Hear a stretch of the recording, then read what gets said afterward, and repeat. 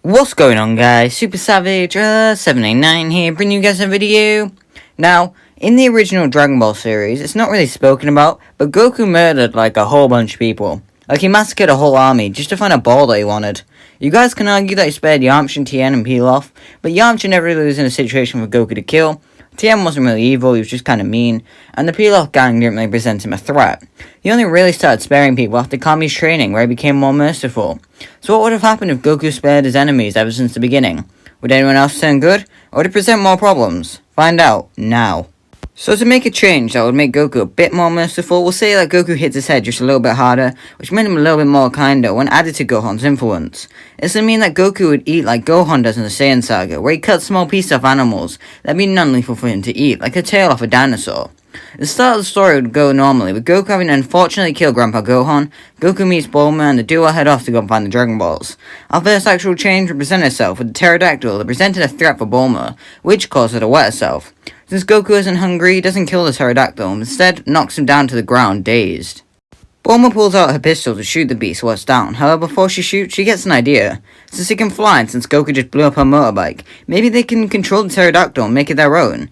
She hands a pill to Goku and tells him to give it to the monster, which he does, a bit confused. Bulma tells the pterodactyl that is a piggy laxative. Although it isn't a pig, it'll still work, and will give them flight. The pterodactyl tries to bite Bulma, who merely whistles, getting it to hold its gut as it feels its stomach roll, so it is forced to tag along. Bulma and Goku end up riding on top of the pterodactyl, getting a lot more distance than they had planned to. The beast is annoyed at being forced to chauffeur around his dinner, however if he waits until night he can finally devour her. Due to them moving so quickly, they arrive at Kami's house before nightfall, where Goku is told not to let the pterodactyl escape. Master Roshi steps out, asking what they want, where Bulma sees Roshi's Dragon Ball, pointing it out. He says they'll give it to them if they can find his tail, which they agree to and set off using pterodactyl. Bulma is annoyed at trying to find a mere tail in the forest. It'd be like finding a needle in a haystack. As if it was a gag manga, Goku exclaims that he found Turtle and points it out. The pterodactyl dives at Turtle, going to eat him, with Bulma having to whistle to apprehend it. Goku gets off the pterodactyl and tells Turtle they came to get him for the Turtle Hermit, which Turtle thanks him for. So Goku grabs Turtle and they all head back towards Kami's house, where they give Turtle back to Roshi. At this point, it has become night, so Roshi suggests that they stay for the night, which Goku agrees to, as does Bulma, although she's quite reluctant. That night, the pterodactyl tries to escape by pulling off a chain Bulma has on it. Luckily for them all, Roshi had woken up to go and check on Bulma. Yeah, check on her. So he spotted the pterodactyl trying to escape and knocked him out before going back to bed, as he doesn't want anyone to realize what happened. The next day, Roshi would give them the Dragon Ball and give Goku Kinto-un, when learning that his grandfather was his previous student, Gohan. It means that both Bulma and Goku their own method of flight now.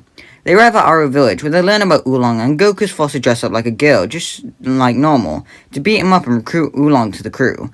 Bulma gives Oolong another piggy laxative and tells Pterodactyl that if Oolong steps out of line, she has his permission to eat him, which Pterodactyl smiles at, worrying Oolong. They'd all continue moving with Oolong and Bulma on Pterodactyl and Goku on Kinto-un. Sadly, the Pterodactyl gets tired and needs to rest, so they all relax in desert, where Goku meets and fights Yamcha like normal, ultimately ending with Yamcha fleeing. The whole thing with Yamcha trying to take the Dragon Balls then happens, with Oolong having knocked out Pterodactyl just like he had Goku. After the thing of Fry Pan Mountain, our team enter a certain village for Bulma to get some new clothes. It leads to the rabbit mob arriving and Monster Carrot turning Pterodactyl, Oolong and Bulma into carrots. This would enrage Goku, but it leads to yet another change. Goku doesn't leave Monster Carrot and his two goons on the moon, but instead merely beats him up a bit, and forces Monster Carrot to turn his friends back, which he does a bit scared. Goku tells Monster Carrot to never do that to anyone again, which Monster Carrot timidly nods at as Goku and his crew leave. Curious in the boy, Monster Carrot asks his men to keep tabs on the boy, which they agree to do. Afraid that he might come back, they all flee the village they were in and subsequently free the village of the oppression they were suffering in. The rest of the arc goes the same, with Oolong wishing for panties, Goku turning into Zaru, and leaving to train with Roshi, with Pterodactyl going back with everyone else. Tenkaichi Budokai would then arrive and everyone enters the same. A member of the rabbit mob would be in the stands and recognizes Goku in the tournament. He radios this in to the boss, who would ask him to keep him posted. The events of the tournament occur, with Monster Carrot learning about it from afar.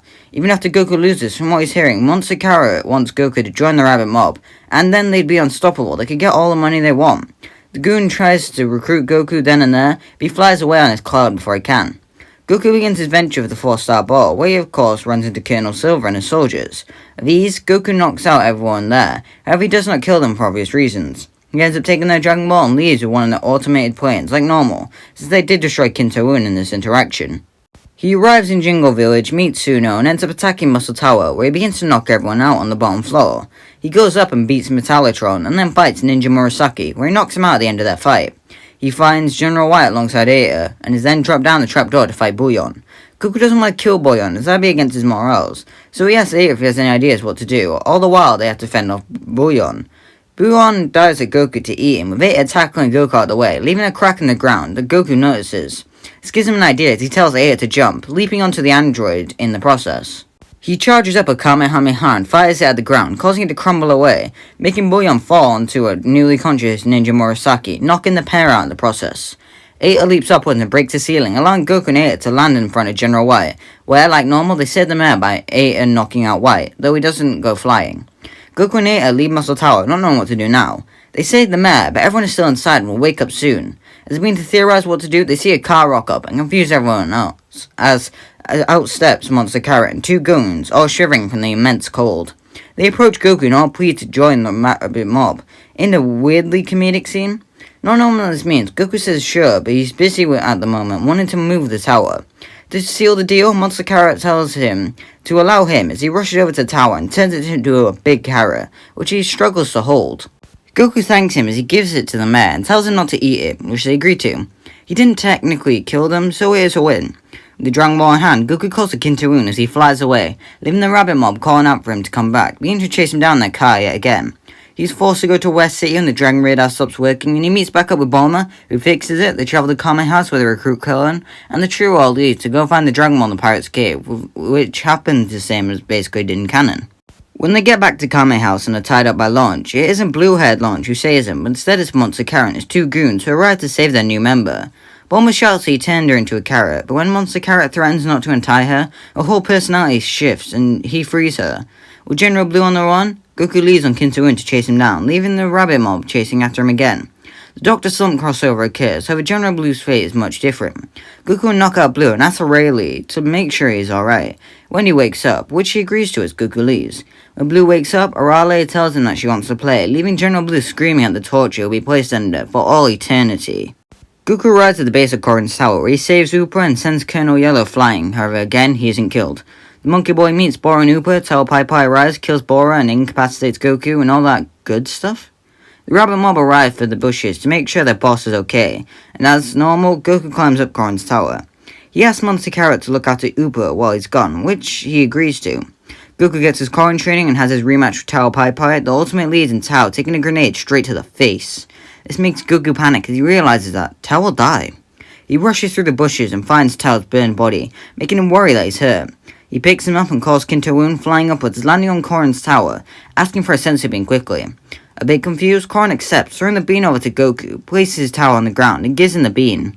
When Tao wakes up, he examines his surroundings, confused at what he sees. He asks what happened, and Goku tells him that he's about to die, so he saved him. This confuses Tao, but it also cements in his mind that Goku is stronger than him. He tells him that he'll pay him by not killing him, as he rips a pillar of Korin's tower, and launches it, leaving on the pillar, to Korin's annoyance. Goku promises Upa that he'll revive his father as he leaves, leaving the rabbit mob to chase after him. Upa would tag along with them, going after Goku, as it's safer to go with them than stay there. They allow it since they want Goku on their team, and getting rid of Upa will annoy him. Goku arrives at the Red Ribbon base, where Colonel Silver and a bunch of different soldiers would all be ready to fight. The Monkey Boy shouts he doesn't want to fight them, just give him the Dragon Ball and he won't hurt them. They all begin attacking him, as he merely dodges all their gunfire, and only knocks out people when he needs to, rushing towards the room where the Dragon Balls are. He and Commander Black then have their fight, with Black accidentally killing himself. Goku then leaves to try and find the last Dragon Ball. Due to the mercy Goku showed in not killing a soldier, it means that Dr. Gero won't become hellbent on killing Goku in the future. That'll come into play later, as you can imagine. Moving along, the Barbell tournament arrives, and Monster Carrot and his goons there to watch as they cheer on their subordinates. Goku tells everyone that he's going to train, with Monster Carrot upset that he can't have Goku on his team. His goons tell the rabbit that they should give up on Goku, which he agrees to, and the trio leave.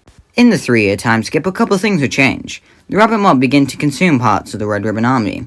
The likes of people like Colonel Silver, Colonel Yellow, and Colonel Violet are forced to join the rabbit mob in very comedic moments.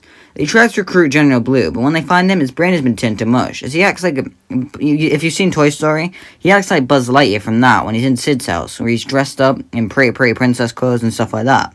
So he does join, although his brain is mush and he's acting really weird. It is a gag manga after all. Tao Pai Pai will be training with Tien and Chaozu, making them both stronger in the process due to his brutal training regimen. In canon, Tien's power level is 180, so I think we can bump that up to an even 200 after this. As the 22nd Tenkaichi Budokai, Tao Pai Pai would be there and will participate in the tournament to get the money and to test his students. When discovering that Goku is there, Tao shows some disgust to the brat, confessing to the trio what occurred about how he saved him. This confuses them all as well. They decide to not speak with the Turtle School and just sign up right now.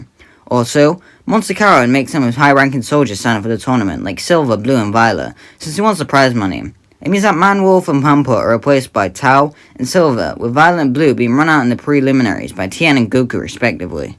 When organizing the roster, Tao tells Chaozu to put him up against Goku, as he wants to beat the brat, having bested him before. It means that Jackie Chan will be fighting Colonel Silver. Obviously, Jackie Chan would win that fight. Yamcha Tien's fight won't be so filled with malice, due to them never interacting, meaning that Yamcha's leg probably isn't broken. He's still taken to the infirmary though, as Tien would still lay the smackdown on him. When seeing Tao, Goku says hello to him very kind-heartedly, which ticks off the assassin. He asks why last time he spared him, and Goku explains. He didn't want him to die, so he could potentially fight him again, so Tao could give up his evil ways. This makes Tao scoff. Goku and Tao begin fighting, with Goku winning. Tao uses a Dodo and power, with Goku easily dodges and lays a smackdown on him. In a last-ditch effort, Tao begins to charge up Kiko Ho to eliminate him, but is too exhausted and merely collapses out of the ring. The rest of the tournament plays out like normal, except Shin and Tao remain at the tournament grounds. It's because Goku is more merciful, so he won't want Roshi to hurt them. So he kicks his Kamehameha upwards. Disgusted at his student's behaviour, Shen just leaves on his own. As Tao goes to leave, he looks at Goku and says to him, "May we meet again, son Goku." Although Tao isn't evil, Goku can feel something much more pure within him. Due to Tien being much stronger, the fight ends much quicker, meaning that when Krillin goes to get a new Amiibo in Dragon Ball, Tambourine isn't there to jump him, meaning that Krillin is alive for the King Piccolo saga. And that's when we leave it here. If you like and subscribe, and comment down below to come in episode 2. As you can see, although this doesn't seem like it changed much, it has changed quite a bit. Between Monster Carrot being there, Tao Pai Pai, the pterodactyl, and if you really think about it, who else would Goku spare? And who else needed to turn good when someone else got spared? That makes sense. Let me know. Yeah, bye!